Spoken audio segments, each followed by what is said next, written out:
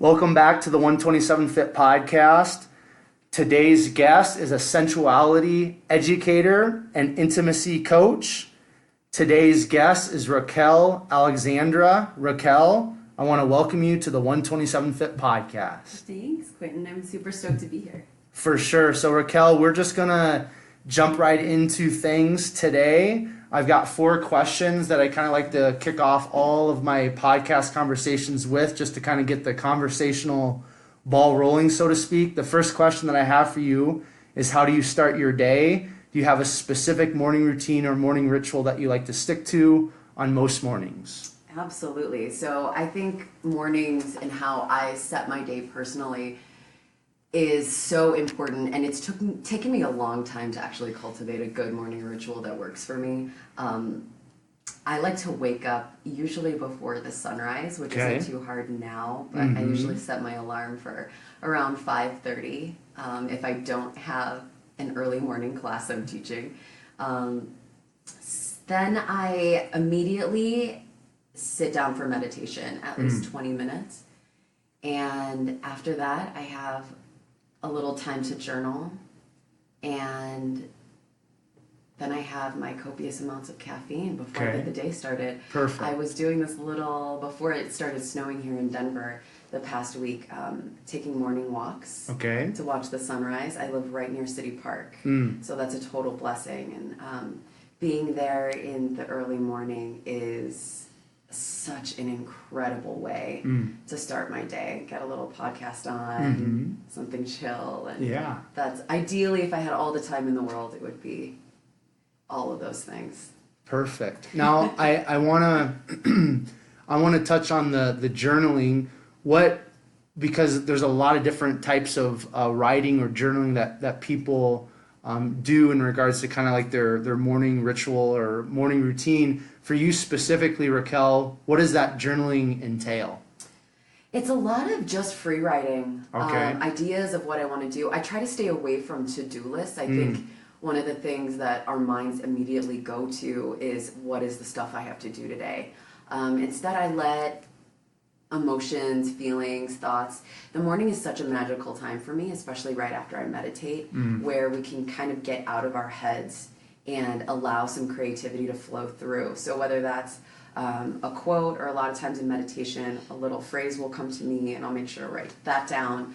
And that's usually fodder that I use for either Instagram posts or a blog post or something I want to do on Facebook Live. So that's that part of the morning, part of my day. That's where I get all of my inspiration and creativity from. If I miss it, it's bad news. Yeah. Is it a form of like release for you, like an outlet almost? For me, it's less of an outlet and more of a way to get all of the thoughts that are floating around down. Okay, perfect. I would say I'm not one to fill 5 pages in 20 minutes, which I think some people do. It takes me I'm a little bit slower on that process, but it's definitely more of jotting ideas down. What wants to come through me today? What is something that's super alive? What am I feeling, even in my body? Any emotions or physical sensations? What's my energy level? You know, stuff like that. Perfect. All right. For the next 3 questions, if there's more than one, feel free to share. So the next one, do you have a favorite book or book that you like to gift often? That I like to gift. I love fiction. Okay. I was a fiction writing major. My favorite book of all time is probably Lolita by Vladimir Nabokov. Okay. I can't even remember the last time I actually gave that book to somebody. I'm super lit up in terms of people who reach out to me with questions about what I do. I like to guide them. Urban Tantra is a great place to start, by Barbara Carellis. I was in a training with her last year, and that is a great place with people are like, what is Tantra? What is some practices I can use? That is an incredible place to start. Okay, so cool. That's something that I'll give to people. So what is it about fiction that you enjoy so much? I love, especially with Nabokov, and like the Russian writers and Latin American magical realists, their language is so unctuous and so, I mean, it's pure pleasure for me. It is, especially Nabokov, his stuff is meant to be read out loud. And when someone is reading good prose, it is a total experience. Cool. With those, hearing people's words, hearing good words, the descriptions, you know, the stories that are weaved, and I also really like I have a thing for like stupid young adult fiction. Okay. I like stories about like witches and fantasy. Like I was super into Harry Potter and really into Game of Thrones, and I love all of it. How about were you into the series called Goosebumps when you were a kid? Yes. Oh my gosh, totally. So was I. And that turned into like the X-Files. Total, like that cool. was, love it. Yeah, no, that's great. Yeah, Goosebumps was good. Yeah. Shout out, where's he at? that's some 90s stuff right there. Totally. So, all right, so you've already kind of like brought up like your interest with words and language and stuff. So, the next question. And this could be like right now, like in this present season, or this could be maybe something from a past season. But is there a favorite quote, mantra, or word that you have? Yeah, so I keep coming back to this quote by Osho, and I'm paraphrasing, but he says, Tantra will never be mainstream because it says yes to everything. So I just love that idea of saying yes to everything. And that isn't in a way that depletes you, but it's a way of being open to your experience. When something comes across your path that is unexpected, especially, I think when we're open to the idea of accepting it into our realm, instead of like, absolutely not, that's not something I do. I don't skydive. I'm not going to public speak because that's something I'm afraid of. Like, what if we went our entire existence or just one day with like entertaining the idea of the things that come across.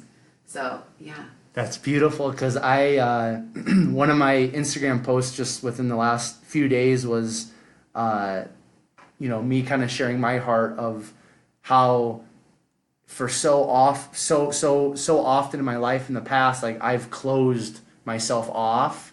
And that prevents us from really stepping into the fullness of our life. And again, just through some recent experiences personally, like I've come to this realization that I personally have been closed off. And if I want to continue to grow and mature and become the individual that I want to become, that I need to open myself up more.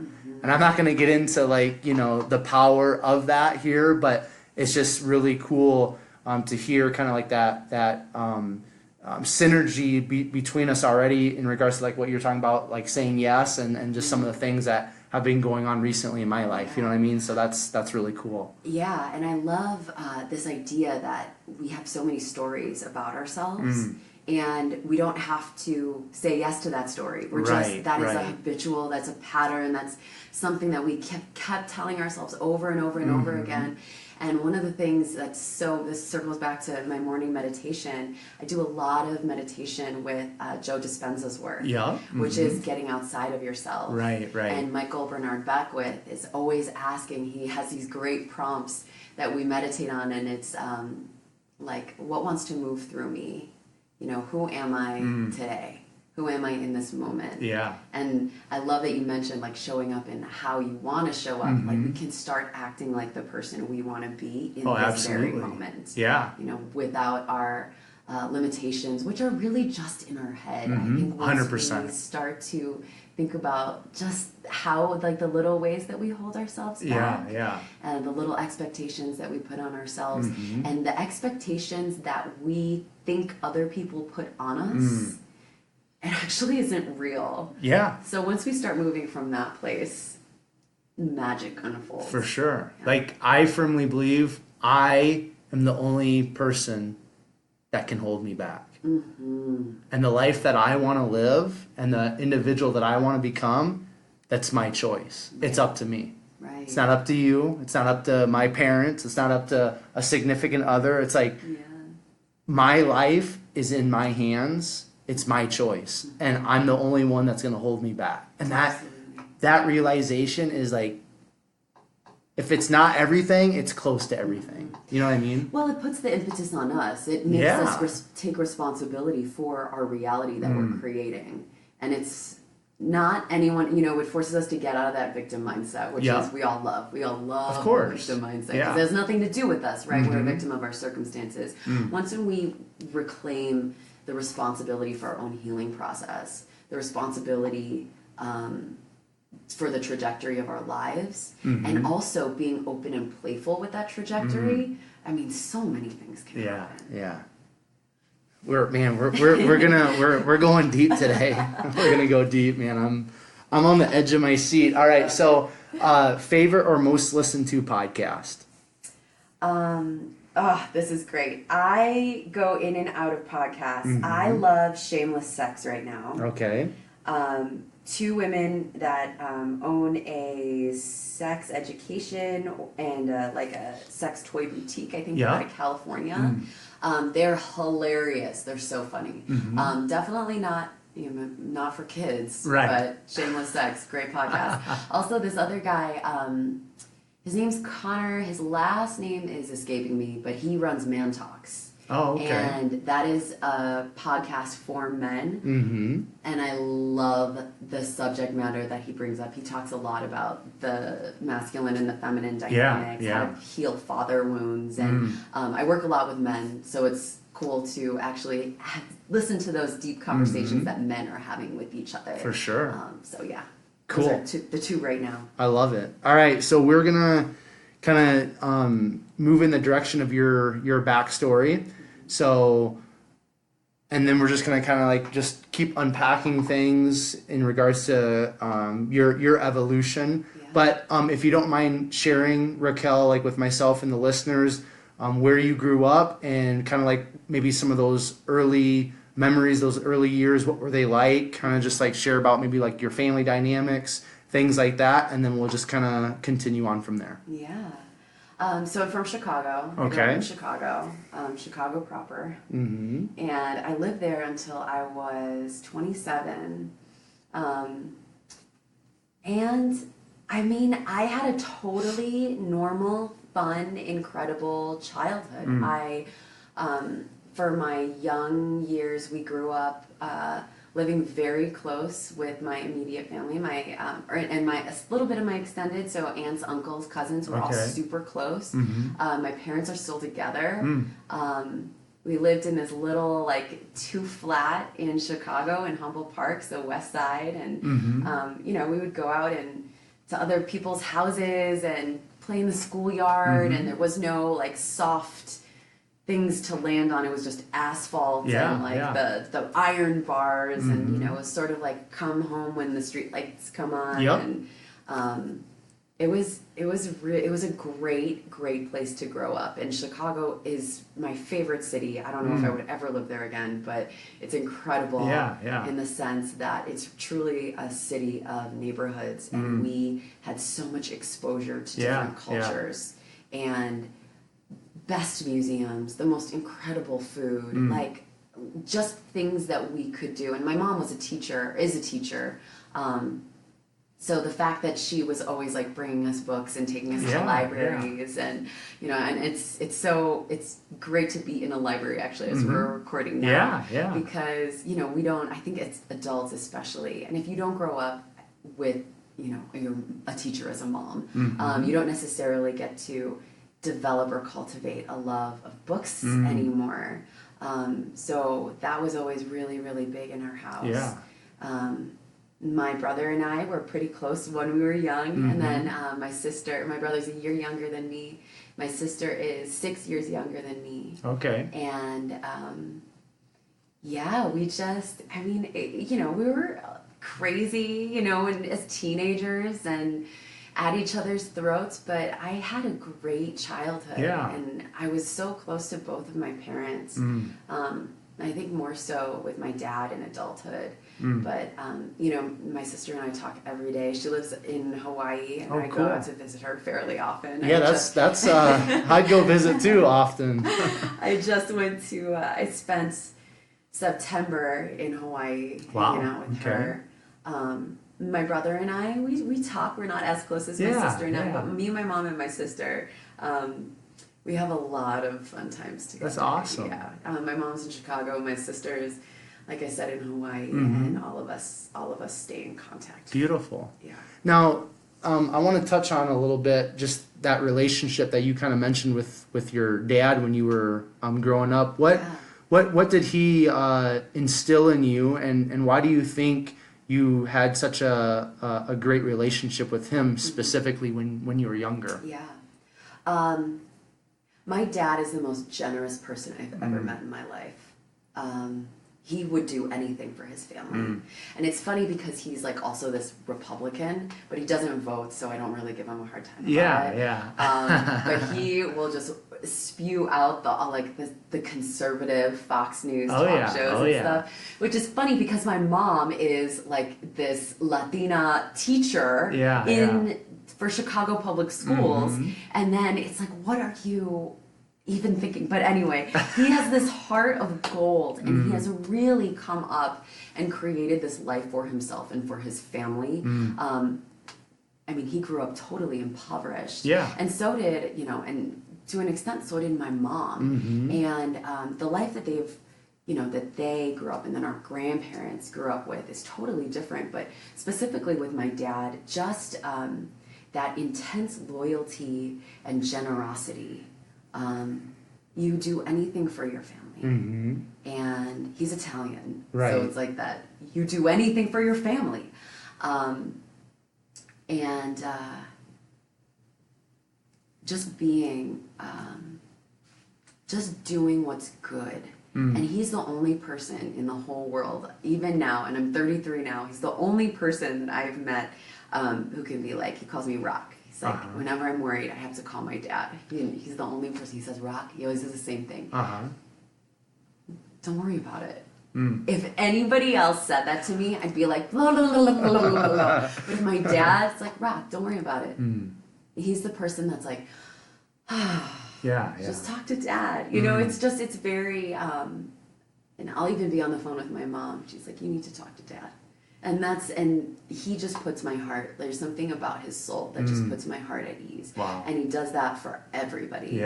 He's like just a very good, just a good man. Now, I also want to touch on just kind of like the example that you saw of your dad and your mom together in regards to just like their relationship, because all of us as adults and until the day we die, I firmly believe are on some level a product of the adults that were in our lives when we were growing up. That doesn't mean that doesn't mean I have to be my dad. That doesn't mean you have to be your mom. But obviously we have their DNA in us, and we're all products on some level of those adults in our lives when we're growing up. So with the influence of your dad and your mom and kind of their relationship as a husband and a wife and things like that, what has that instilled in you, and what did you kind of like gain or take away from their relationship specifically?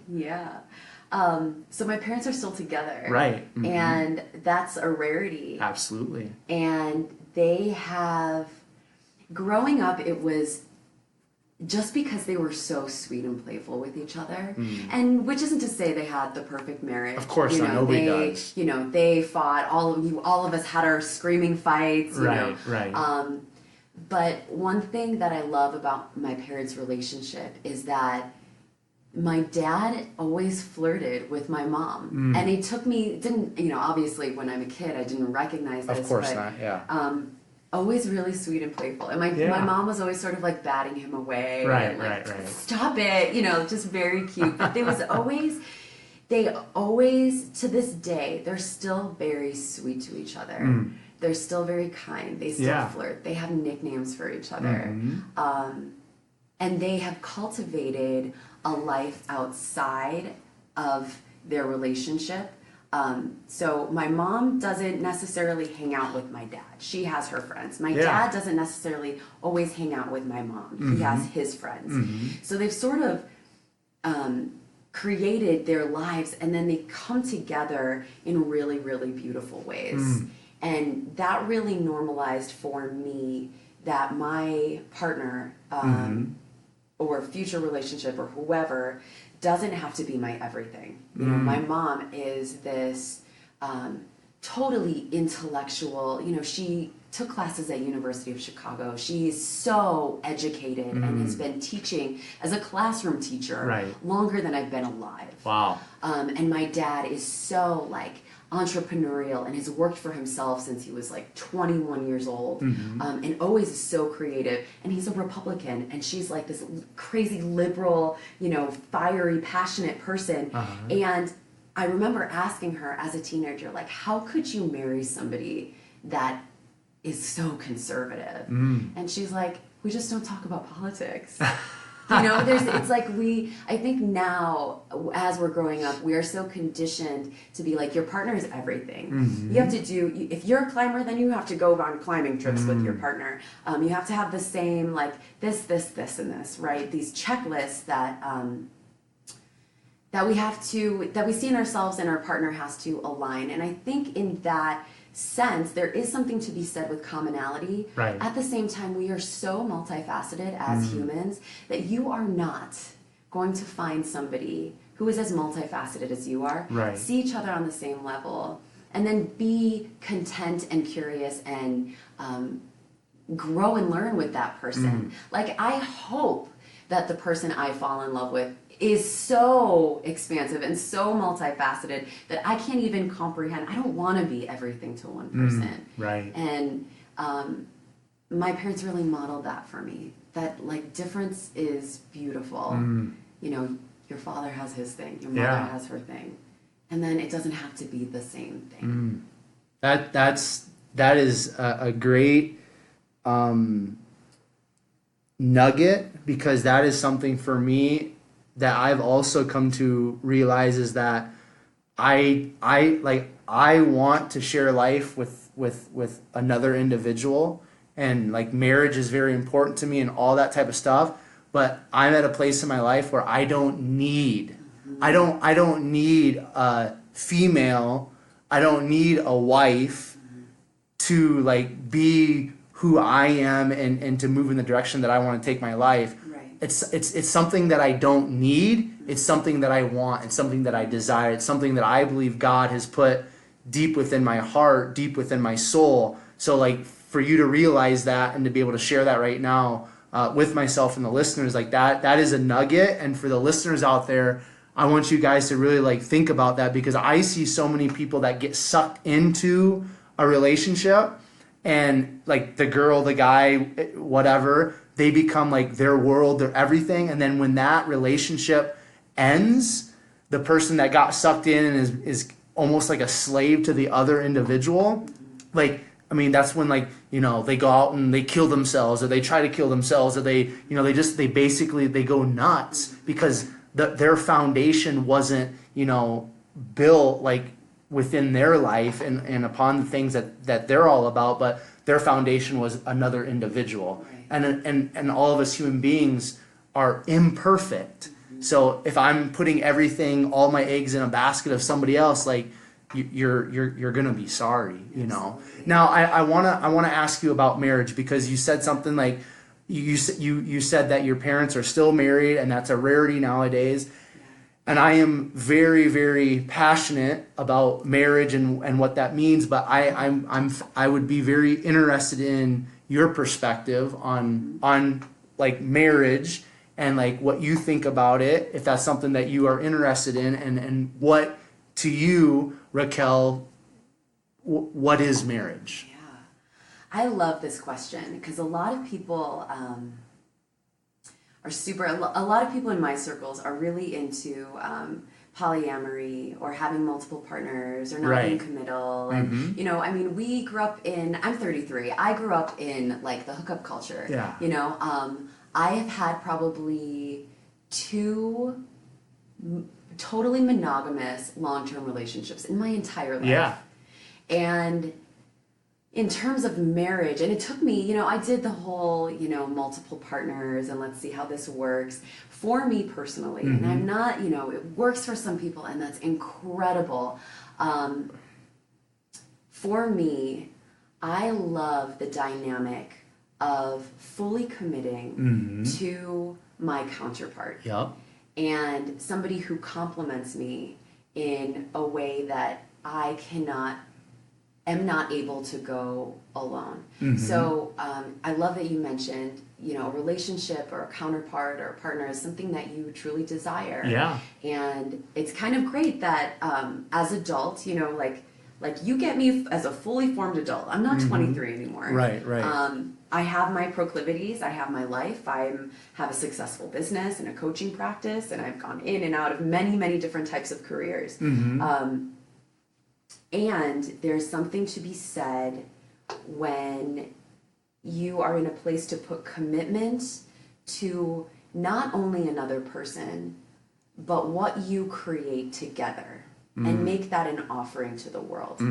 So we can sort of, there's a couple ways that we can look at relationship in the terms of, okay, I choose this man or person as my partner, and they give me things, I give them things, and it's a great thing. That's one way to look at it.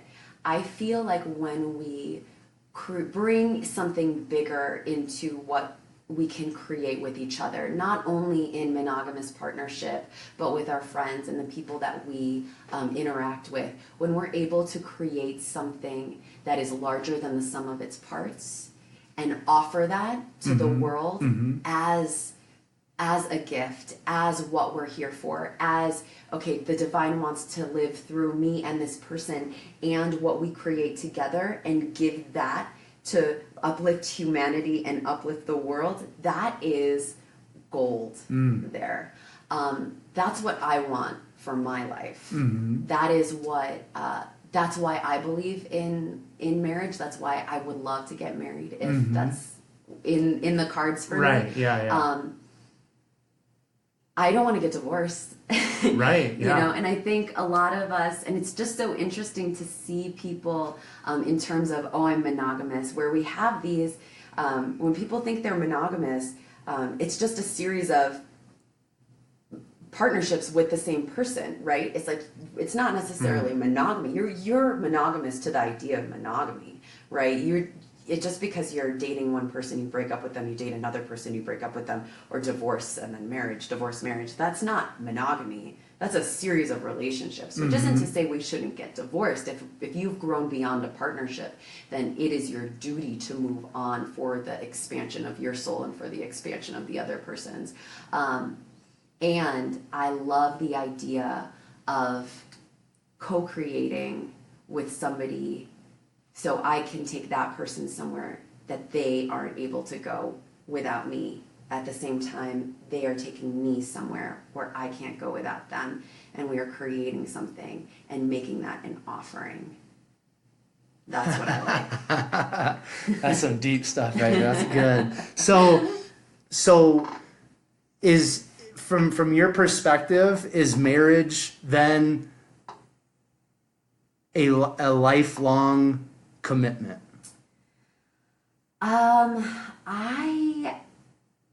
I would like to think so, and I don't think it's the only type of commitment. I think we can be in meaningful partnership without getting married. Right. We can be in marriages and have meaningful relationships outside of your marriage. Yeah. And I mean, it depends on the person, right? Like if you get married, it's how can we feel tomorrow? How can we feel a year from now? Right. So there's that, and I think the deep honoring of our paths and our evolution has to be taken into consideration. And then when we outgrow or evolve beyond a partnership,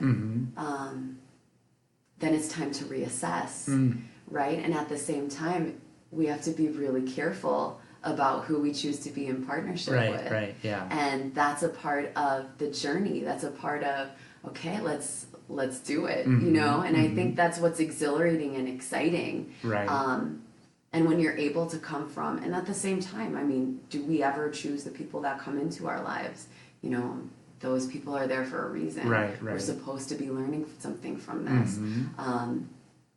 And this, of course, is outside of toxicity. Right. It's outside of the things that are detrimental, the patterns that we... So that's a whole other kind of aspect of it, too. But is marriage a lifetime commitment? I think it absolutely can be. And I think when you enter marriage, you are entering into a covenant, right? Something that's beautiful and sacred, and that it's not something that you're forced into. It's not something because your parents want you to, because you know, you think the church wants you to, or you know, it's sort of like, all right, it's you and me, baby. Yeah, let's do it. Yeah.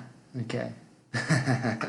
There's so much to cover. We're gonna move on from there because there's other questions I have, but that's definitely thorough, and we'll move on from there. So I wanna take a step back into your story. So you mentioned earlier, kind of in our opening conversation about getting your degree and things like that. So let's talk about kind of post high school, going off to college, getting your degree. Kind of why did you choose that degree? What was your experience? You know, those late teens, early 20s for you?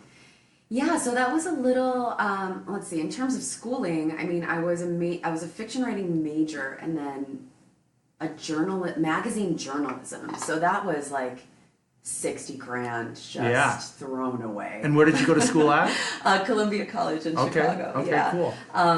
So big writing school. I've always loved to write, and I think it's ridiculous that we ask children, I guess they're young adults, but you know, I was 17 when I was a freshman in high school or in college, and that's a lot to ask in terms of money and in terms of investment.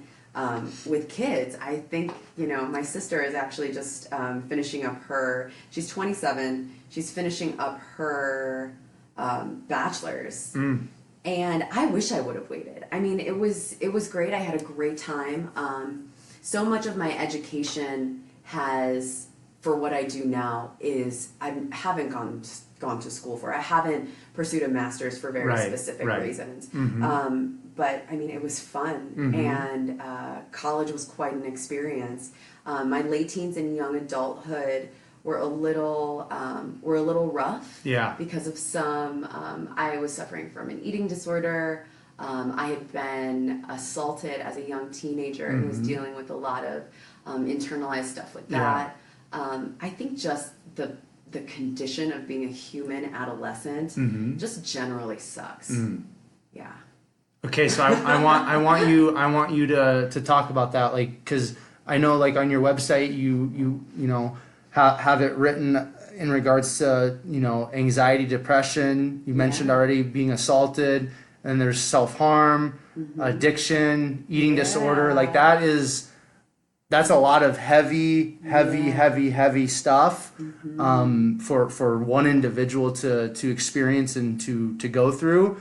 So however you want to unpack that, I would really appreciate you sharing some of that, because I firmly believe once we get into that nitty-gritty of somebody's story and we start peeling back the layers, that's and that vulnerability, that's people that are listening, dang, that's what I'm going through right now. Or I went through that, and Raquel's amazing and she's done so many amazing things that. I want to be like her. So however you kind of want to unpack some of those maybe darker days, some of those struggles, I would just love to have you share a little bit more in depth about that. Yeah, absolutely. So when I was younger, I suffered from a lot of depression and anxiety, and this was as a child. Right. So I was prescribed a lot of medication in terms of antidepressants and anti-anxiety. which is a whole commentary on how over medicated our children are. Yeah. I was prescribed Adderall and then got addicted to amphetamines. I got addicted to Adderall, and a lot of that was from becoming being medicated, and then just that like spiraling. And then when I was 15, I experienced an assault, and I didn't tell anybody until I was 27. So a lot of that, which I didn't realize at the time, shoving that down, not even acknowledging it, and having that come out sideways, right? I didn't tell anybody about it. Right. And then dating, having sex, being a normal teenage girl, right?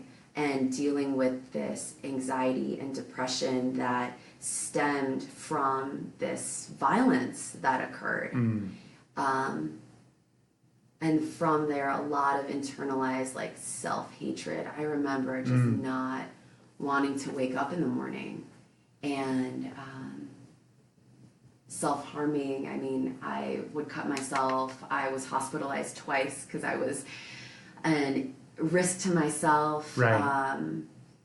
So there were some really, really tough days. It was just really hard to find. I remember just not wanting to do anything. And I think the big thing about depression, which I think people don't quite understand, is that it's not that you're sad. For me, it's not that I was sad.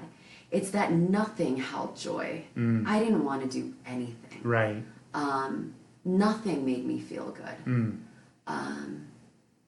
And it was almost like the reckless behavior, putting myself in risky situations, experimenting, and then become like the speed aspect of it, right? Like the reason why I got addicted to something that hypes me up is because I needed to feel something. The reason why I was cutting myself was because I needed to feel something. Right. I think when you are so, when you exist in a void and nothing is sad, nothing is happy, that's a terrible place to be. Yeah. And then that lasted through, I would say, it kind of lightened up as I went to college. I started taking yoga when I was 16. So just doing yoga classes and just sitting with that self-inquiry and letting myself be, that was a big step to my healing. That was big. And it didn't heal me because, I took yoga eventually, and I turned it into something that wasn't good. I was over-exercising. Yep. I was counting calories. I was severely calorie restricting. I lost a lot of weight. When I was a teenager, I was overweight. And then I lost a lot of weight really, really fast. And the anxiety around my restrictive eating and over-exercising, that was fucking terrible. Like, I remember I would, not go out with my friends because I was afraid that they would want to drink and they would want to eat. And I had already hit my, 1,100 calories for the day. So I couldn't, I would not socialize. I would not be with my friends because there was this intense fear. And all of that comes from control. I had to feel like I was in control of something. Right, yeah. Because, I wasn't in control of my body that day when I was 15. So a lot, there's a lot of things that our bodies hold on to. And Peter Levine, this is a great quote. It's the issues are in our tissues, and our bodies never forget. And we can intellectualize ourselves out of, lots of things, but that was deep trauma stored in my body, and it didn't go away until I addressed it. Right. Yeah. So, when you were before you were 15 and you were assaulted, you had mentioned that you were on medication and stuff like that. were you just like a high energy, just like kind of rambunctious, like free spirited kid, and teachers and stuff were just like, hey, like, you know, your daughter needs to be on medication, or like what was all that? Because I mean, like your mom's an educator, so I mean she kind of understands how, you know, kids function, and they're, you know, when they're younger, like they're gonna be bouncing off the walls a little bit. So and because I guess I'm just like, because like you mentioned, like you had this amazing, like, you know, childhood, and your parents are still married, your mom's an educator and all that, and a hardworking dad and all this stuff, but then, you know, but then there's like this darkness like within your life that it sounds like it started when you were very young. So like how did that work? Like, was it teachers coming in influencing, like your parents putting you on medication? What did that look like? I was so sensitive.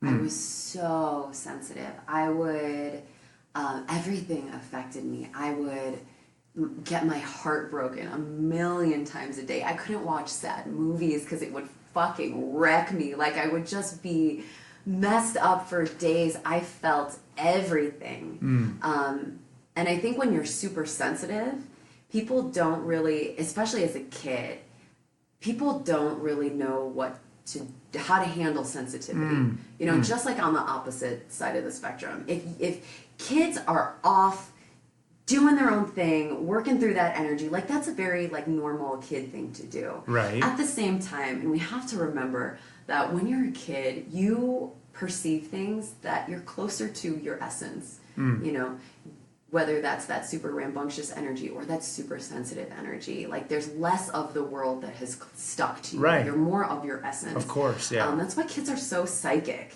You know, kids know things. They pick up on things. They can pick up energy around the room. So there was a lot of just dealing with my sensitivity. And then I had anxiety because I didn't know how to filter things out. Right, I was experiencing all of these emotions. So I was diagnosed with obsessive compulsive disorder when I was a kid, and I really think it was just because I was so flippin' sensitive, you know, that I didn't know how to filter things out. I didn't know how to self-regulate, and you know, coming back to that, I really believe that there are some abilities that we shut down in children when they're young and when they're very sensitive. We tell them that, you know, those aren't voices that you hear, or those aren't things that you see. And so I think, you know, there's some abilities that I think are lost when we become adults, when we become like sort of in this earth. Oh, of course. You know, yeah. And dealing with that. And I think all of my siblings, and my mom and my dad are actually very, very sensitive. I think we're all like a low-key psychic. Yeah. But I think all of us are, you know. So anyway, so that's how, so that's what that looked like, was just me being very sensitive.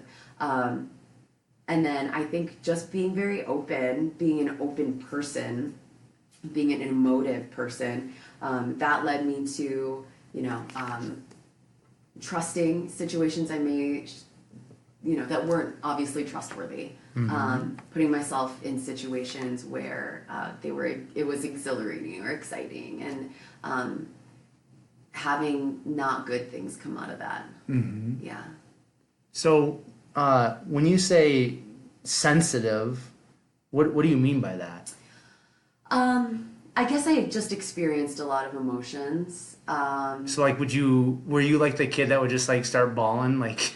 I guess I was in class, I was or? the kid. So I like when I was very young, I was super into Pee Wee Herman. Okay, like, Pee Wee Herman was like lifeblood. I forgot about him. Oh God, yeah, Pee Wee Herman show. And I would, like, when I was little, and I don't remember actually this happening, but I would cry at Pee Wee Herman. Like, whenever something remotely, like bummer happened, and it's Pee Wee Herman, so nobody's gonna die. Yeah. But, I just remember just being really affected by things. Like, I would get sad, or I would get happy really easily, or just like, you know, little things that you wouldn't necessarily would think would make a kid sad, like just wrecked me. Yeah. That's interesting. I remember, I just remember there was a boy that I went to school with, and like he like I'm talking, this is like elementary, and like he just started crying, and like us other, I can only speak for probably the boys, but like us boys would just be like, like, dude, what's wrong with that kid? Yeah, totally. And so kind of relating to what you said in regards to like the teachers and adults, it's like, if you got a very overly sensitive kid, like, how do you deal with it? Like, how do you react? Because like I remember, and I'm not gonna say his name, but like that's like it's like ingrained in my mind. Like this kid, like up until I don't know. I mean, we were upper elementary, whatever. Like he just started crying. Yeah. And when you're at that age, like when you're a kid, you're like, again, it's like what's wrong with you? Right. So I appreciate your perspective and like what you're talking about in regards to, because I've been last 2 years I've been a school teacher. I appreciate that perspective of like what you said about like adults, they don't know what to do with maybe a sensitive kid, or we don't know how to handle all that. And I appreciate that perspective, because like whenever I think about kids, they're either like kids that are like kind of well-mannered, well-behaved, doing what the teacher wants them, or they're like completely out of control. Yeah. I guess I've never really, in my teaching experience, and not much as an adult, have been around overly sensitive kids. But when you start talking about that, this kid that I went to school with and graduated with popped up in my mind, and it's something that I'm learning just in this moment, is like, how would I respond to a child that's overly sensitive, so I don't put that label on them, like we were talking about before we turned on the mic. Like all of us get labels when we're kids, and then a lot of us can never break through those labels. So I appreciate that perspective on that. Well, and that comes again with labels, right? So nobody, and you've been using the term like overly sensitive, and I can guarantee you that you and your little elementary school boyfriends, they did not, like you didn't, like the boys, they did not like, you don't want to be that kid. Of course you don't want not. to be the kid crying. And the girls, and all, like they don't want to be the crying kid, because being sensitive is bad. Right. And then perceiving is bad. Nobody wants to be called oversensitive.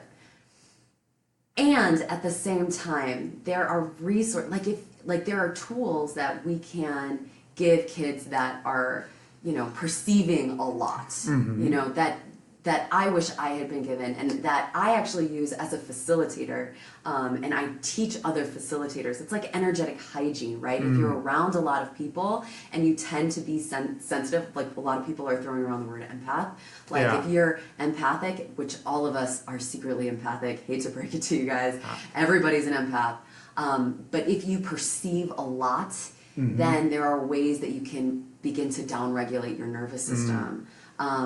And instead of saying hyper, bad, sensitive, bad, be middle of the road, good, like that, those are labels, and that is minimizing our experience as humans. And we're taught to do that from a very, very young age, when we don't want to. And then when we get older, of course, all we want is to feel the highs and feel the lows, and find that full expression of the spectrum of human emotion. But it's been dialed down to this tiny little middle of the road aspect, and then we have to do all of this work and spend thousands and thousands of dollars on workshops and therapists to help us get to where we essentially used to be, to get to our natural state. Well, I know that I'm a sensitive dude, so like that's a label I've given myself, and that's why I was interested in hearing kind of your perspective on like what that means, because I mean I'm in conversations all the time, and like I'll say like I'm a man's man, and I live a lot in the masculine, but I'm also like very sensitive, and what that means to me is like I'm not gonna like break down and start crying, like just but like if somebody says something to me, like I might go like and be thinking about it later and like tear up, because it's like I'm sensitive, like I really internalize things, and so that's good stuff. So stepping back into your story then, so go off to college. It sounds like overall you said it was a pretty solid experience. Now in regards to some of these things, the addictions and the disordered eating and the self-harm and all that, and you mentioned you started getting into yoga like when you were 16, when you're in high school and stuff. Once you stepped into college, you kind of also mentioned that some of these things maybe started to fall to the wayside. Like at what point were you kind of like able to set kind of like all of these harmful things or these difficult things to the side and move on from them? Yeah, I would say, they have fallen away very gradually. Right. And the one thing I have learned is that we're always looking to fill, right? So when you look to stop a habit or stop a pattern, you have to fill it in with something that is complementary, but in the inverse to that habit. So if for example, I needed to feel like I felt control over something, that was a lot of my eating stuff, was just this idea of control. Yeah. So what is something healthy that I can do that helps me to feel in control, right? So with that, it was moving my body in ways that felt good to me. And it swung in the opposite direction, right? It swung into over-exercising, and then it came back to the center, where I could finally move in a healthy way, right? I think when we just stop smoking or just stop eating junk food or stop obsessing about your ex or whatever it is, you have to find something to fill that space. You have to find a habit that supports the person that you want to be to fill that space. And it doesn't happen all at once. And sometimes it's like, I'm not going to track my calories today. And instead, I'm just going to really pay attention to my hunger signals. I'm going to really dig into my body. Instead of running 3 miles for no reason after, taking however many yoga classes or whatever, I'm going to go for a walk instead and really enjoy nature, really be in the moment. So it's still, I think it is still happening. This idea of this continuous evolution of who that person was, being grateful for her, and all of these habits and patterns that were clearly not helpful, but I needed them to survive. They were there because I was blocking myself from a danger, right? I needed to feel safe, so this is what I did to feel safe. Was it the best way to feel safe? Maybe not. And now that I'm secure and resourced, I can find another way to feel safe that supports me and the person that I want to be. Does that make sense?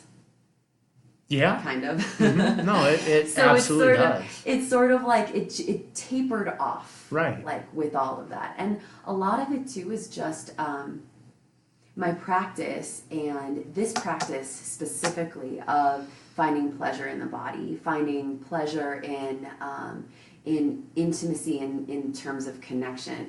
A big part of my work is connection with the divine, right? That we are perfect exactly as we are. That we are, when we heal ourselves, we're healing our ancestors and we're healing future generations. We're healing for people on this realm that can't necessarily heal. That mindset gave me so much patience and compassion for my own process. Sort of circling back to the relationship thing. Like, we can heal for ourselves and we can also heal for the greater good.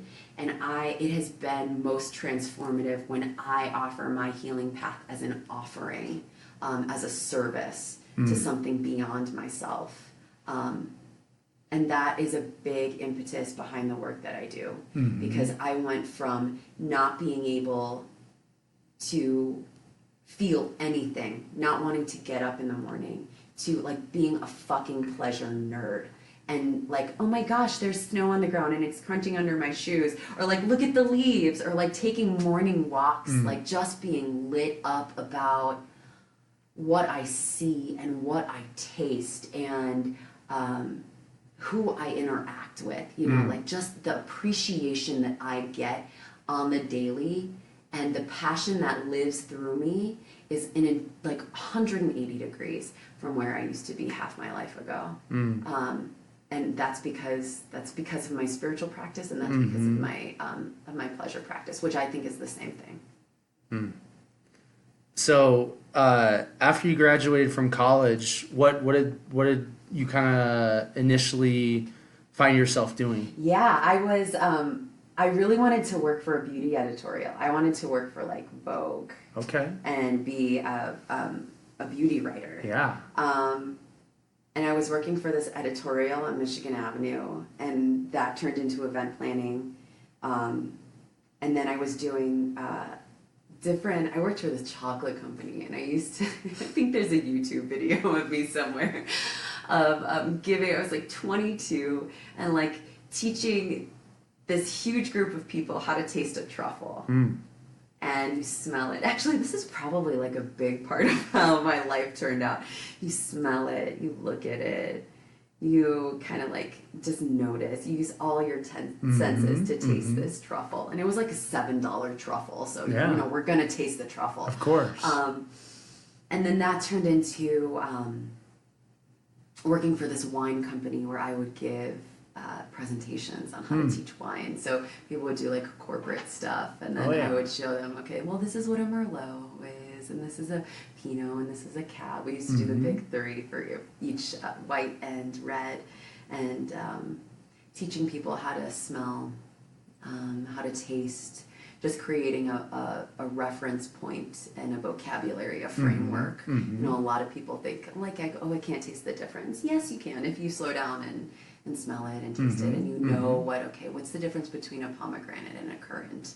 What's the difference between a cherry and a strawberry? You know, like so just really like taking the time, and after that I was a server, I was a bartender, and then I got my teaching certification when I was 24. I've been teaching for 9 years. I got my teaching certification and then was doing the bartending, serving thing, you know, shutting the bar down, getting home at 3 o'clock, and then getting an hour's sleep before I had to go teach a hot yoga class at 6. And, you know, I could do it because I was young, and now I'm in bed at 8 o'clock. Oh, yeah, there's nights I'm in bed at like 6:37. I love getting up super early, but so that's really what it looked like. And then once I moved to Colorado, I was still teaching yoga, still serving in restaurants, and then also doing my coaching on the side. And I got my first health coach certification through the Institute of Integrative Nutrition when I was about the same time, about 9 years ago. I was like 24 or 25, kind of doing women's health coaching. While I was teaching yoga, while I was working in restaurants, I moved to Colorado 5 years ago. I stayed up in Boulder, and then that makes sense. Teaching a lot of pre and postnatal yoga. Came down to Denver because I had enough of it. You had enough of Boulder? Can you imagine? Yeah. City girl came back with a vengeance. And then I started doing strength and conditioning training at a gym here in Denver, and teaching cycle, teaching yoga. And I did that for, that was a big part of my life. I was teaching about 12 or 13 classes a week, and then starting to manage one of their locations. And then actually just this, and at the same time, just coaching and teaching and trying to keep all of it afloat. And then I stepped back from doing the gym stuff in a big way, got more of and then of course, as you step back, as you create space, all my coaching practice just took off. And that's where I am at this point. I still keep a couple of cycle classes because I love yelling at people in a mic. I make people listen to my playlist. But yeah, that's where I am now. It's probably 90% of what I do is intimacy coaching and that different types of education around sensuality and pleasure, and I work with men, women, and couples, and it's lead retreats. It's like the light of my life. I love it.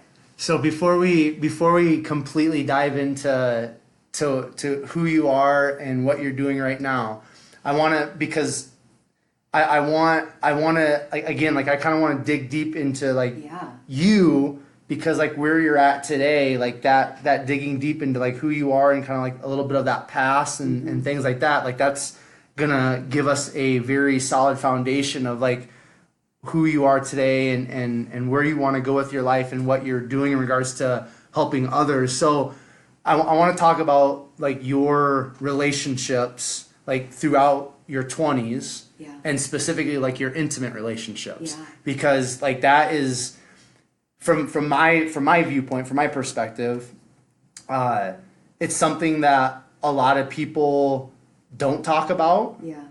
Now, because of social media and because of kind of, I feel like the awakening that we're going or stepping into kind of as human beings during this time frame that we're living in, there's more talk about it, but I still feel like, you know, a lot of people don't talk about their intimate relationships. They're not willing to talk about it. They're not willing to talk about sex. They're not willing to talk about some of these things that all of us as human beings, like we all crave, we all need, we all want, all that. But for some reason, like there's just a lot of people that don't want to talk about that stuff. And I understand, you know, that to a degree, because some things are very personable. But for your story and to get where I really want to go in regards to like what you do today and how you're helping people, talk about just like your experience with intimate relationships in regards to your 20s, because that had to formulate on some level the direction that you are taking with your life today. Yeah, absolutely. So just like kind of unpack that how you would like to. Yeah. Well, I think one of the reasons we don't talk about sex in our 20s is because sex in our 20s totally sucks. Nobody knows what they're doing. And when you think, if you're in your 20s and you're like, wait a second, I'm having great sex, like, just wait. We don't know how bad it is. For me personally, and a lot of it was, I went through this super hypersexual phase where I have a pretty high libido anyway. Right. And I think a big way that we act out in terms of trauma is by being either hypersexual, being supersexual, or like totally disconnecting from our bodies and not being that, not exploring that part of ourselves. And that doesn't end in our 20s. Lots of people, especially in like the poly and kink communities, I see a lot of acting out of sexual and personal trauma. So that's kind of like its own thing. For me personally, I really shied away from committed relationships when I was in my 20s. I had one when I was 25 up until I was 31. I was in an on and off relationship with one person. And then we would break up and get back together and break up. And then he moved out to Colorado and he would live down in Denver and I was up in Boulder and we would commute. So that's the real reason why you left Boulder, right? That's why I moved down to Denver. now the truth comes out. Yeah. As you got a big smile on your face. We always move for a significant other. It's always a chick. It's always a dude. But always a blessing is what it comes down to. I think this goes into a lot around commitment, right? Because we have different ways of attaching, you know, and I don't know if you're familiar with attachment theory or if any of your listeners are familiar, but it's this fascinating lens to look at all of our relationships. I was super avoidant. And I don't know if that was like the cool girl part of me that was like, I'm so low maintenance that I'm not even going to text you back. You know what I mean? But we all have this deep desire to connect. So for me, that was a lot of, I'm going to push you away because I don't want you to know how close I want to get to you. Right. You know, it always stems back to this deep desire for connection. Of course. And then, you know, for me, I loved to push people away. And that's stuff that is formed when we're very, very young and that we always still deal with. So there was a lot of that. There was a lot of just, you know, like in my 20s, I was just, you know, sex wasn't a thing. It was just like you have sex with people, right? Okay. And it was something that I really enjoyed so for me, sex was always, and it's not like this for anybody, which is something I realized once I was out of my 20s, was for me, it had nothing to do with the other person in a lot of ways. For me, it was a place that I could get out of my own head. It was almost like meditation to me, where I am fully in my body. And it was this really beautiful experience, right? And that it wasn't always, like the person I was having sex with, you know, wasn't always like the most fucking stellar being, you know, or whatever.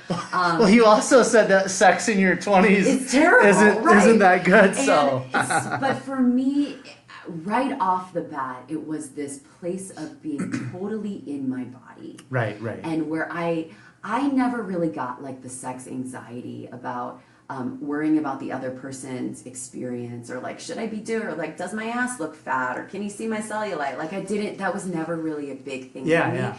It was just all of a sudden I could be in my own body without being in my head. And and I think that's why I had so much like random sex, was because I couldn't get there by myself yet. I didn't know how to just be fully embodied alone. I had to go through this, like, through the tete-a-tete, through the fun, it was very exhilarating to feel yourself as a sexual being, for me. And to have the flirting, to have the back and forth, to be like this, like, embodied, like knowing that they desired me. And a goddess? Yeah, absolutely.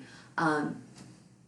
And I never really had I wasn't worried in that moment. It was just being fully expressed in that moment, like feeling that energy, knowing that this was going to happen. And then like when we were actually being intimate with each other, like just feel, it was never them, it was always, I am getting off on this feeling of this energy moving through me. And I never knew that. I couldn't put words to it until I actually started doing some work around it. But that was the place where it was like meditation. I could just be in my body. My thoughts stopped. So did that, did that become an addiction then for you? I wouldn't say it was an addiction. I would say that it felt really good. And it's something that I enjoyed, but it was never, to me, an addiction is compulsive, to the point where you know you shouldn't be doing it, but you do it anyway. It never got to that point.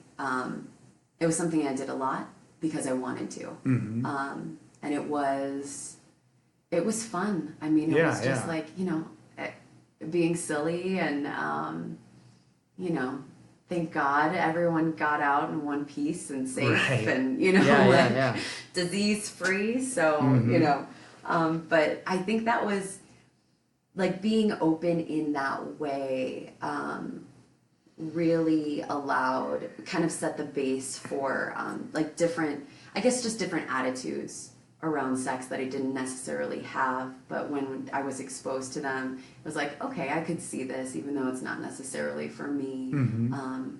But yeah. Was there anything from like that experience of sex in your 20s? Was there anything that has become maybe like something that was like a negative in a sense, because like you talk about it, like when you're like having sex, like you're able to, kind of just like, turn off your brain, and it's like so pleasurable and all that. But also, like from my perspective, I'm hearing your story, like having different partners and all that stuff, like that can, I mean, from my perspective, again, like that would be a negative, or that would be like something hard for me to go through, because like I've also struggled with anxiety, and I still struggle with anxiety, and like for me that would create like more anxiety and just create like something that wouldn't be that enjoyable, even though the actual act of sex and being in that moment is enjoyable. But kind of that whole game of like, just the games that we play as human beings to try to get in bed with somebody, like that can be very draining, and that can be negative. Is that something that you experience as well, or not? I think so. Whenever, and this is so deeply personal to each person, right? Right. Like sex is different to us. Relationships, the way we relate to other people is totally different. Right. And for me personally, I was missing out on connecting with this other person, which is what, to me now, sex is for. For me at that point, it was this solitary experience where the other person just happened to be there. And it was almost like this.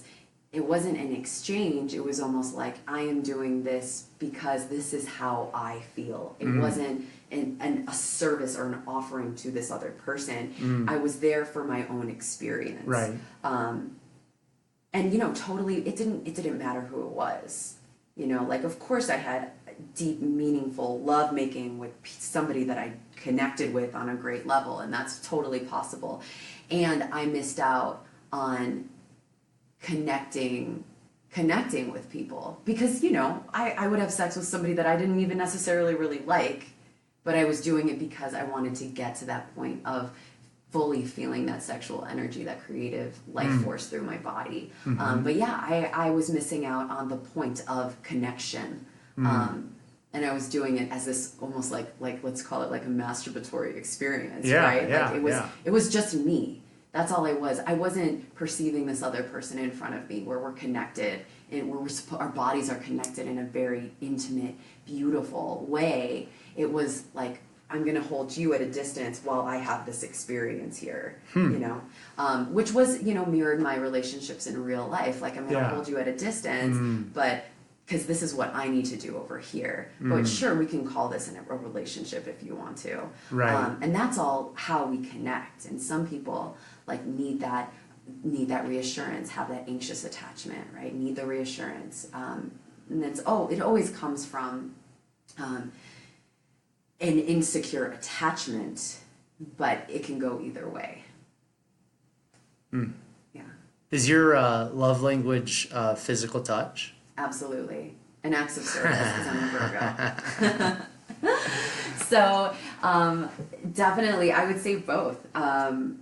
Physical touch, I love to give, and I also love to receive, but also that acts of service. Like, and this is sort of what I've been talking about in little dropping it in, but that offering to someone that you either adore or are looking to express affection towards, like, what can I offer you?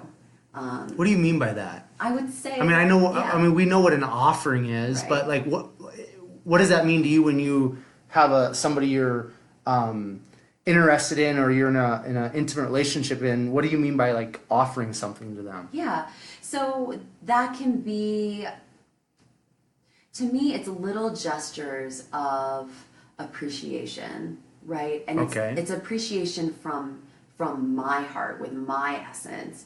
So instead of it depleting me,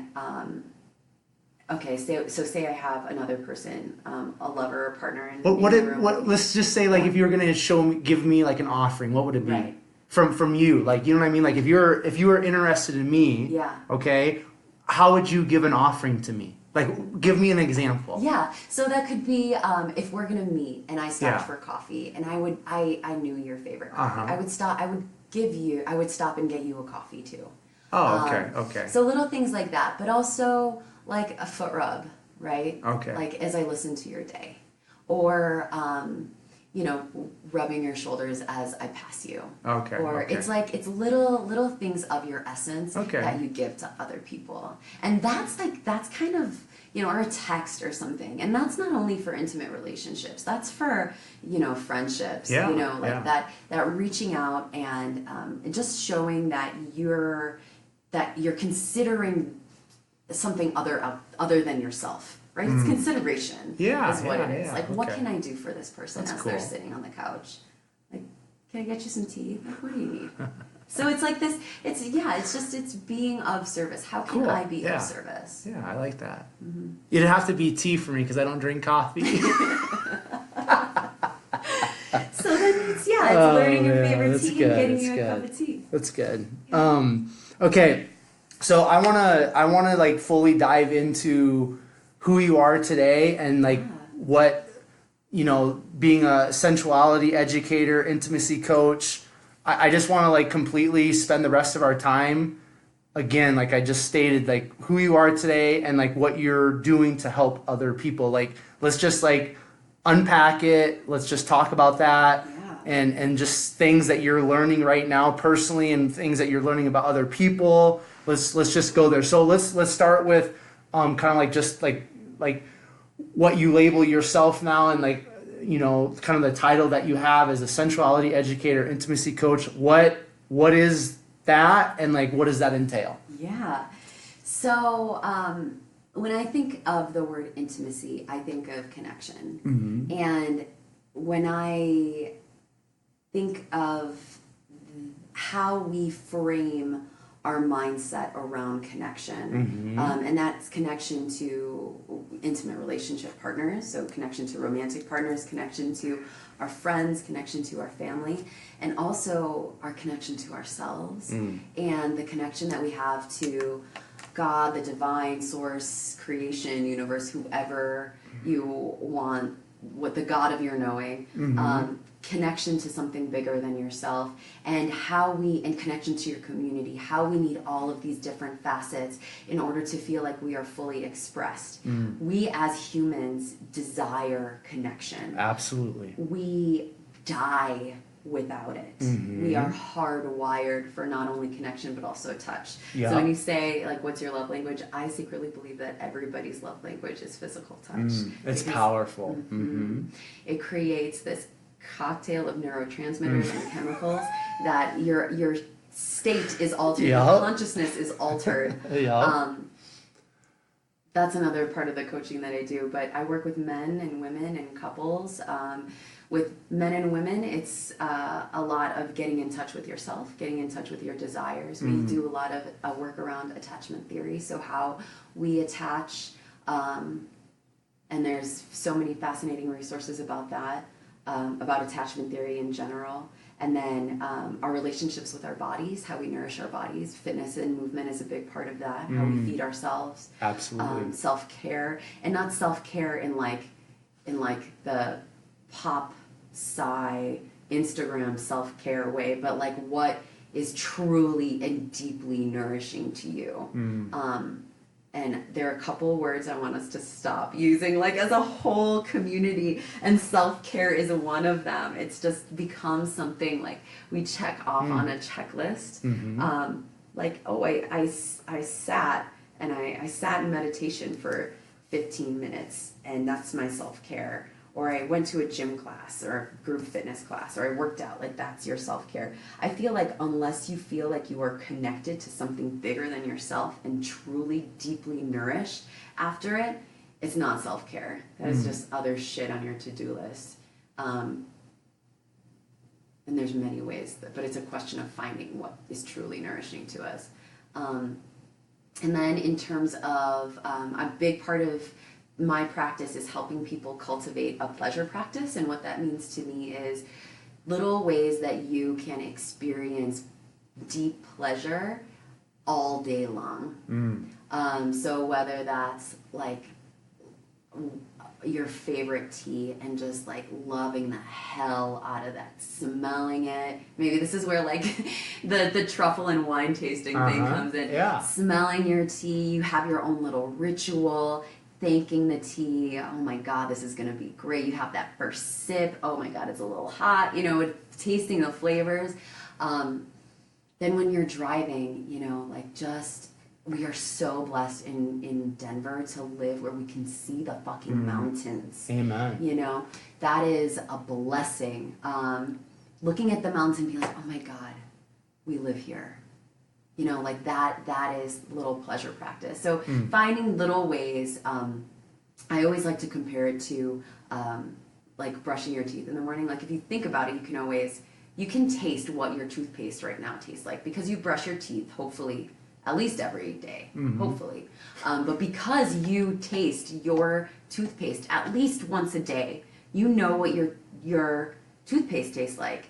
So if we experience and are constantly recalibrating to pleasure, then it's easier when someone cuts us off and we're about to, you know, flick them off and yell obscenities to be like, oh, wait a second. This is what pleasure feels like in my body. I can downregulate my nervous system and get to a place of feeling good again instead of letting that guy ruin your whole day or having a really difficult conversation or, you know, instead of being anxious the whole time, being like, okay, I'm going to consciously remember what it feels like to feel good in my body.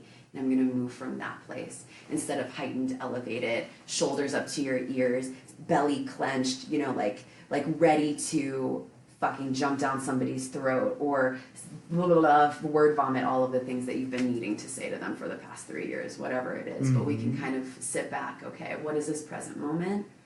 What is something that I can align to in the room that like is kind of cool or brings me pleasure? In this room, there's different words that are written on these whiteboard walls, and I think that's kind of cool. So that's kind of what I've been like kind of looking at and aligning to, like oh, that's cool. Okay, well, so what does this curiosity feel like in my body? And then like that's something that I can redirect to.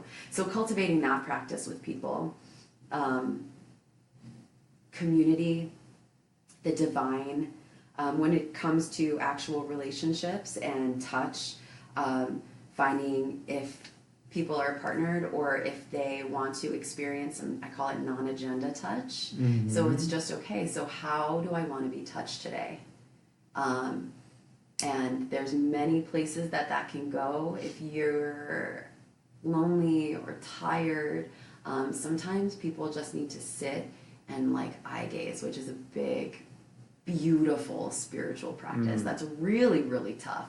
Whenever I sit down and like people are like, all right, we're gonna eye gaze, like part of me is secretly like, oh shit, I'm eye gazing, because we have this big aversion to really truly deeply connecting. Like we have this desire and this aversion, and I want to get close but not too close.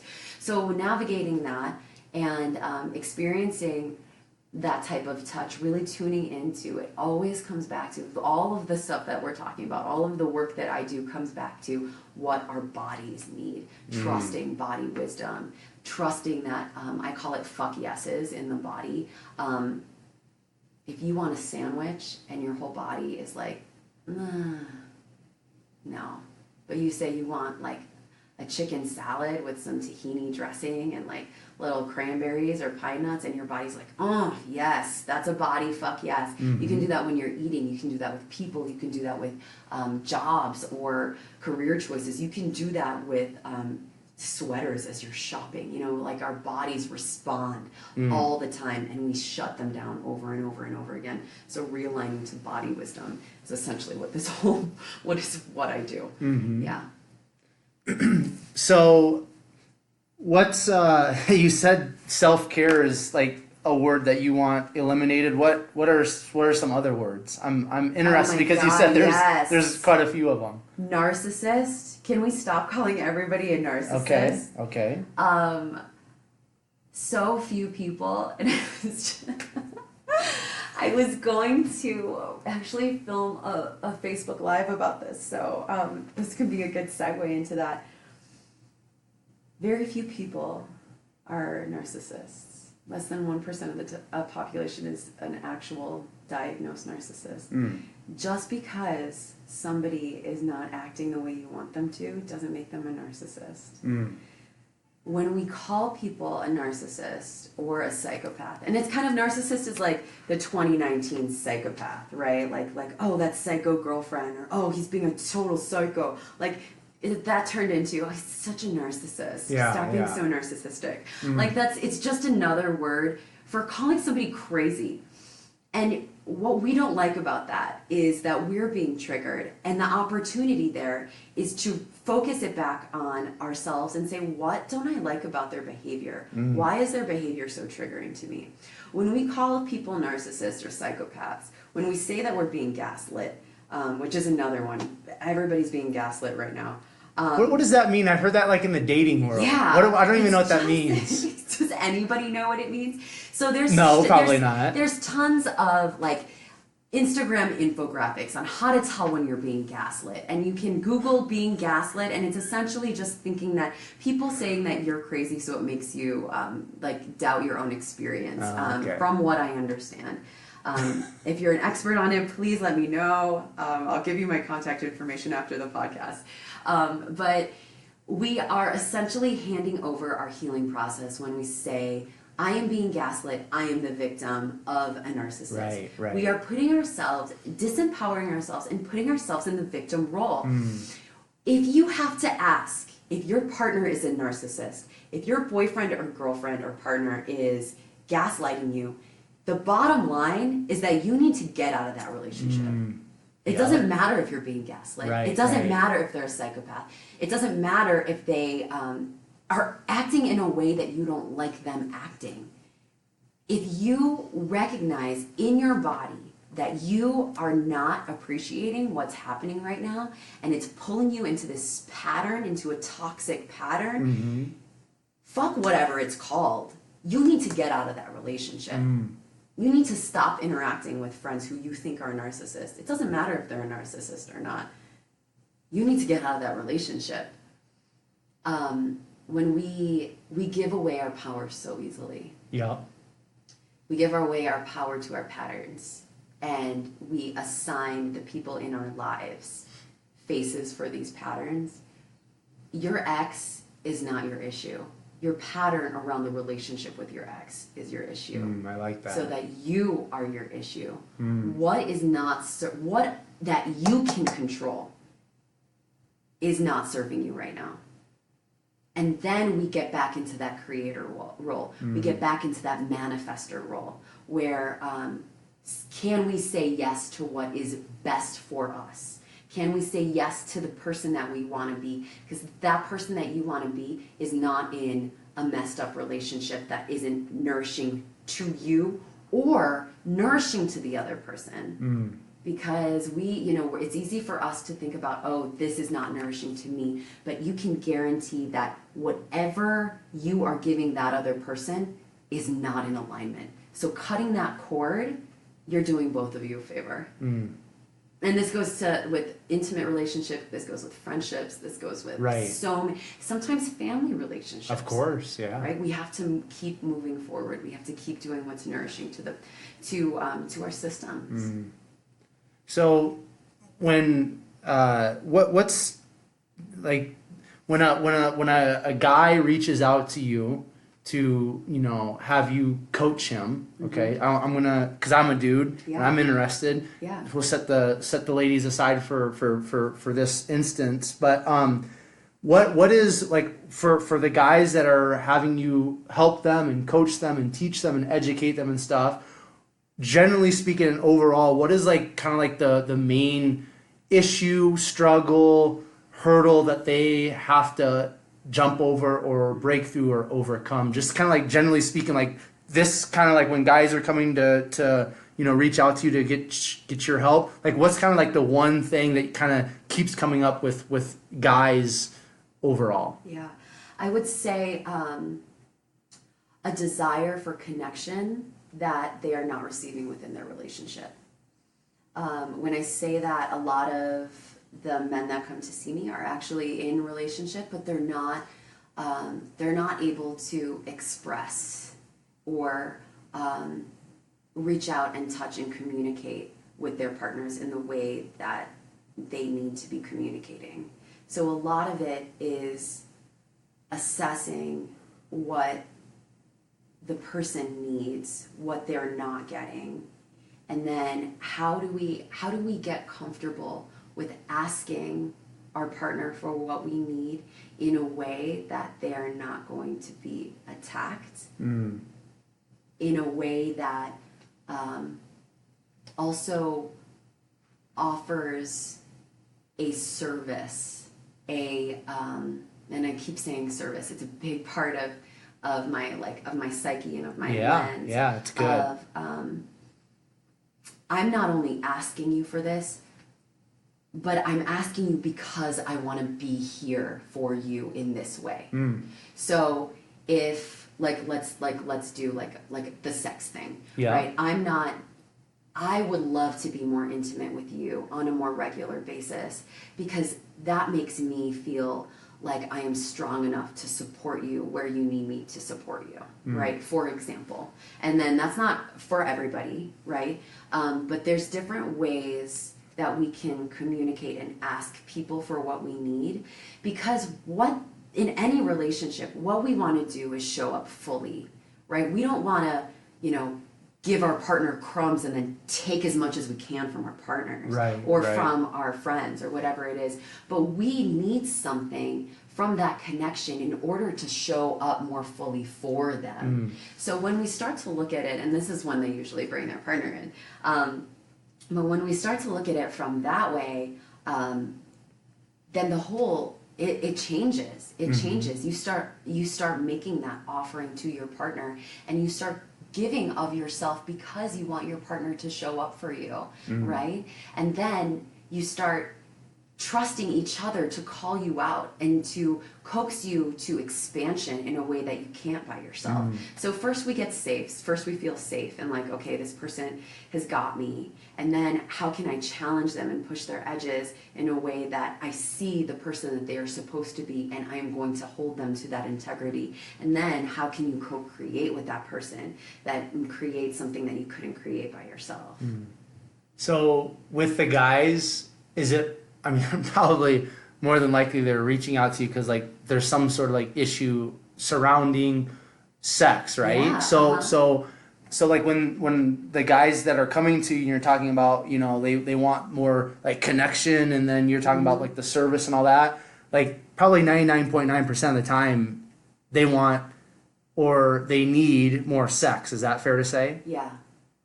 So how do they how do guys, because you're gonna, I believe in the law of attraction. So like you're putting out that you're a sensuality educator, intimacy coach. So obviously probably the majority of people are gonna come to you, and there's gonna be some sort of like issue or something surrounding sex. So like when guys are reaching out to you, like how do they approach that? Like I know some guys probably come up like, hey, like I need sex, and then probably other guys it's very hard for them to. It's probably for a lot of guys, I'm assuming it'd be hard for them to even like reach out to you because it's like there's that shame and like embarrassment and all the crazy stuff. So how are guys like approaching you and opening up to you to say, hey, like I need and I want more sex? Yeah. So it's usually in a roundabout way. I've never had somebody be like, dude, I just need to get laid way more often. Right.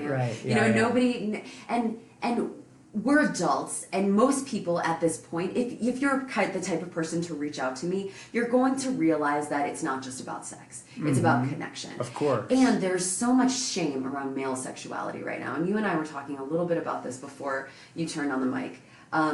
But reconciling that sexuality and a healthy sexual appetite is a good thing. Yeah. It's good. It's beautiful. It's in us. Yes, we are meant to enjoy our bodies. Right. People confuse sexual and sensual energy, but what it is life force. When you are like jazzed up on life and experiencing pleasure through your body, your body is aroused. And we have these narratives around sex, around how sex should go, and that's number one where the issue stems from. People think sex needs to look a certain way. Right. People go through the steps, they press the buttons, and they hope that things work out. even if you were to have that type of interaction with your partner, you're going to get tired of it. And then you start to look outside of your relationship to have that same kind of interaction with another person, and then that gets old. So the issue, obviously, is not the person. The issue is our narrative around sexuality. So how can we start to change that narrative? First, we begin to feel empowered in our sexuality. We start to not only view our sexuality as this shameful, dirty thing, but what is constantly coursing through our veins. When you see, like, I'll be like driving in the mountains and look over. I take a lot of trips to hot springs by myself, shockingly, like big like body person just taking trips to hot springs. So I'll like see out the window and see like a beautiful vista and just be like, oh God, that's gorgeous, right? Like when you have that visceral, like sensual reaction to something, it's in our gut. It's something that just happens. Cultivating that, and there's many, this is a tantra works with this, many power cultivation techniques to cultivate that life force, move it through the body, and then use it in a way that is productive. So maybe that's not sex right now. Maybe you don't have a partner that you want to be intimate with. Maybe you would rather cultivate your sexual, sensual life force energy towards a project or towards a business, or maybe you really want to make $200,000 this year and you're like, I'm going to cultivate this energy and put it towards that. So reframing is a lot of it, and then starting to kind of respin the narrative around sexuality in general. And that's, I mean, that enough, like, is just so much work right there. I say it like, you know, just reframe your sexual narrative. But that is so deeply seated in us, and we are constantly being bombarded with it. And honestly, I think men right now, white men especially, get the short end of the stick because there is nothing that you guys can say or do to be to express and to almost be that healthy masculine without someone being like, shut up, sit down. Yeah. And there's a lot of guilt around that. There's a lot of shame around the masculine and sexuality in general right now. And I believe that it is up to women who are healed past trauma, or through their trauma, healed enough to reach across and say, there's space for you. Get your ass to the table. This is how you can be an ally. Instead of demonizing, you know, masculinity. We hear tons of stuff around toxic masculinity. There is so much around you will get me fired up on all that. So there's toxic femininity is super alive right now also. We only point out the toxic masculinity. I've thought about that, Integrated masculine is a beautiful, needed, necessary thing. Integrated feminine is a beautiful, necessary thing, and we need both right now. So we're gonna wrap things up here. That went by super fast. Yeah, it's been an hour and 37 minutes, and I only have this room for 7 more minutes. So Perfect. we gotta rock and roll. But before I ask the last question, Raquel, we've covered a lot of things, very thorough conversation, but. Is there something that I haven't asked you that you'd like to share, or is there just like something that's burning deep inside of you that you want to put out into the world? I would just say like a call for people to just feel good more often. You know, find out what feels really good, and then do that, because once we fill our cup, we're able to give. You know, a lot of the self-care and healing process can be a little navel-gazy or feel navel-gazy, and we start to feel bad about that. But just knowing that as you heal, you're doing it for other people. You know, you're being more integrated for the people around you. And then again, going back to like you're healing for your ancestors, you're healing for future generations. So feeling good, just feel good. Yeah. Feel good in your body. Last question, what sets your soul on fire?